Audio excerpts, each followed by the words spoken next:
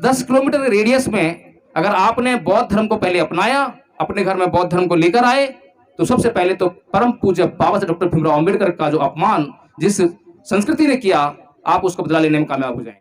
तो इस वोट के अधिकार को संजो के रखना है। और जिस प्रकार से नीलम दीदी ने बताया आपको कि इस वोट के अधिकार को नोट और दारू में नहीं बेचना अपने को। जिस दिन आपने ये नोट और दारू की प्रक्रिया को बंद कर दिया, उस दिन से आपका जो अधिकार है वोट देने का, ये सुरक्षित रहेगा।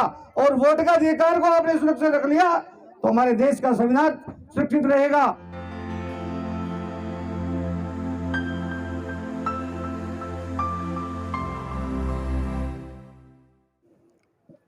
साथियों, एक कार्य जो है अभी राजतन जी ने आपको दिया है कि जहां मूर्ति लगी है उसके 10 किलोमीटर के रेडियस में आपको आईएएस, आईपीएस और डॉक्टर पैदा करने हैं। एक ड्यूटी आपको जो है डॉक्टर भीमराव अंबेडकर ने सन 1935 को भी दी थी। परम पूज्य बाबा साहब डॉक्टर अंबेडकर ने सन 1935 को येवला की भूमि से कहा था, घोषणा की थी कि मैं हिंदू पैदा हुआ, यह मेरे बस की बात नहीं थी, लेकिन मैं हिंदू मरूंगा नहीं। ये कोई छोटी मोटी घोषणा नहीं थी, बहुत महत्वपूर्ण घोषणा थी।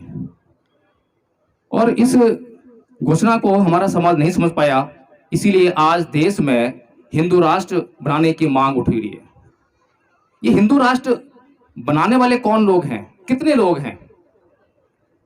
अगर हम संख्या बल के आधार पर देखें और यदि परम पूज्य बाबा साहब डॉक्टर भीमराव अंबेडकर का समाज एकत्रित हो जाए, स्वाभिमानी बन जाए, ईमानदार बन जाए और बाबा साहब डॉक्टर भीमराव अंबेडकर के ऊपर होने वाले हर एक अत्याचार का बदला लेने के लिए तैयार हो जाए। बदला किससे? बदला किसी आदमी से नहीं।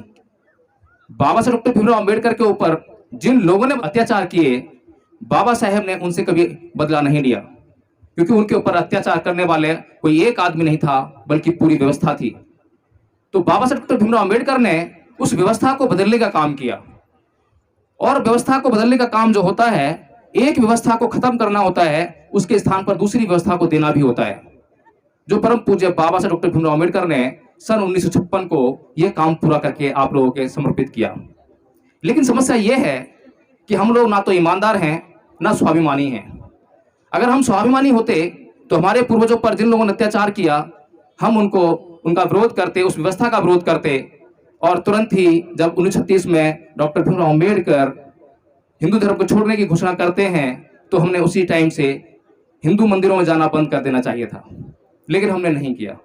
तो इसी प्रकार से एक काम और बाबा साहब ने दिया है कि 10 किलोमीटर, इस मूर्ति के 10 किलोमीटर के रेडियस में आपको ये तय करना होगा, अगर आप ईमानदार हैं और स्वाभिमानी हैं और परम पूज्य बाबा साहब डॉक्टर भीमराव अंबेडकर के अनुयायी बनना चाहते हैं, तो कि आपको इस 10 किलोमीटर रेडियस में कोई भी अंधविश्वास से भरी घटना नहीं होनी चाहिए। इस बात को निश्चित करना पड़ेगा।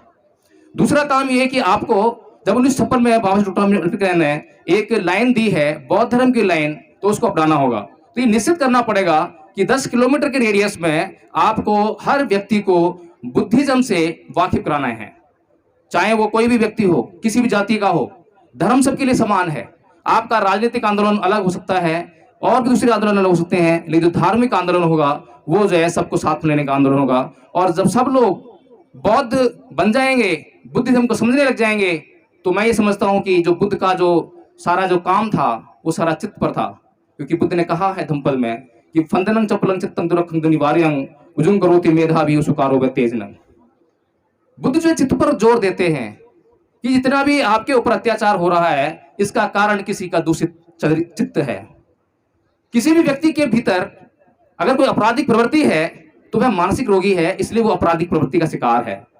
तो बुद्ध जो है सुधारने पर जोर देते हैं। बुद्ध अंगुलीमाल को मारने के लिए नहीं कहते, बुद्ध जो है अंगुलीमाल को सुधारने के लिए कहते हैं। और जिस व्यवस्था को आप विरोध करने जा रहे हैं, जिस व्यवस्था से आप प्रताड़ित हैं, वो व्यवस्था में अगर देखें तो गीता में श्री कृष्ण जी अर्जुन को क्या संदेश दे रहे हैं? वो सुधारने का संदेश नहीं दे रहे हैं, वो मारने का संदेश दे रहे हैं।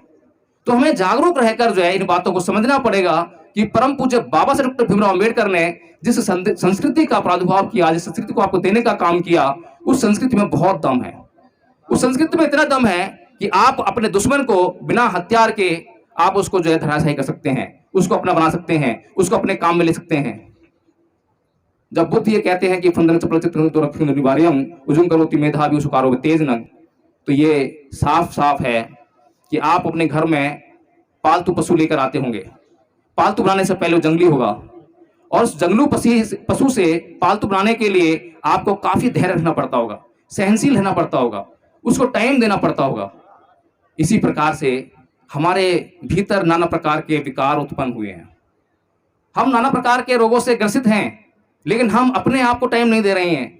दूसरा जो व्यक्ति है जो अत्याचार कर रहा है, वो भी मानसिक रोगों से ग्रसित है, उसके चित्त को भी सुधारना है, लेकिन हम उस तरफ काम नहीं कर रहे हैं।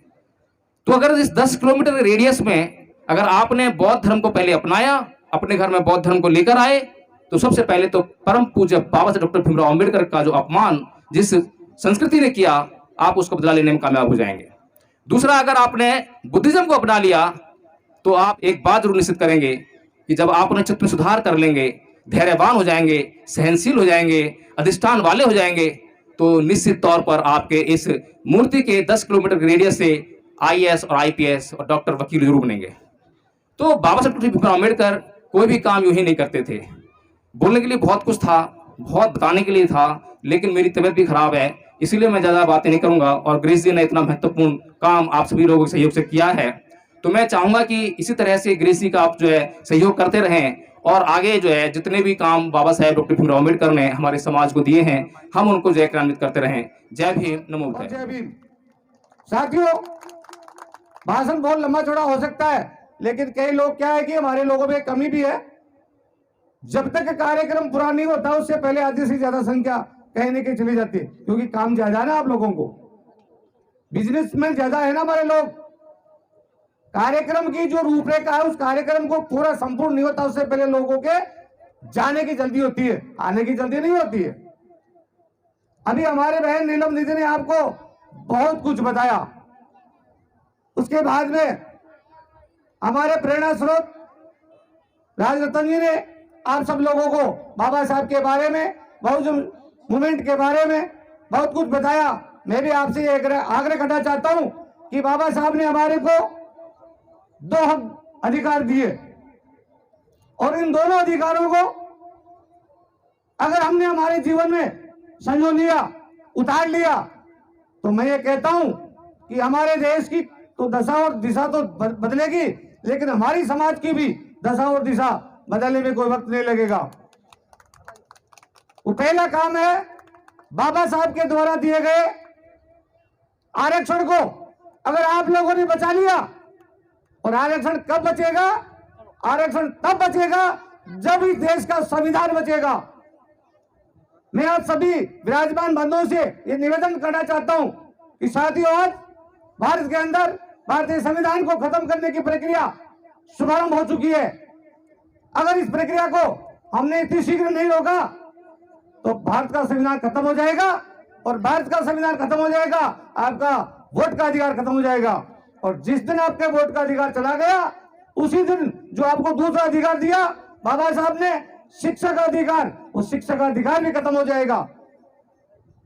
अभी राजरतन जी ने कहा, मनुस्मृति इस देश का कलंकित ग्रंथ है। उस कलंकित ग्रंथ के अंदर आप लोगों को सभी प्रकार के अधिकारों से वंचित किया गया है।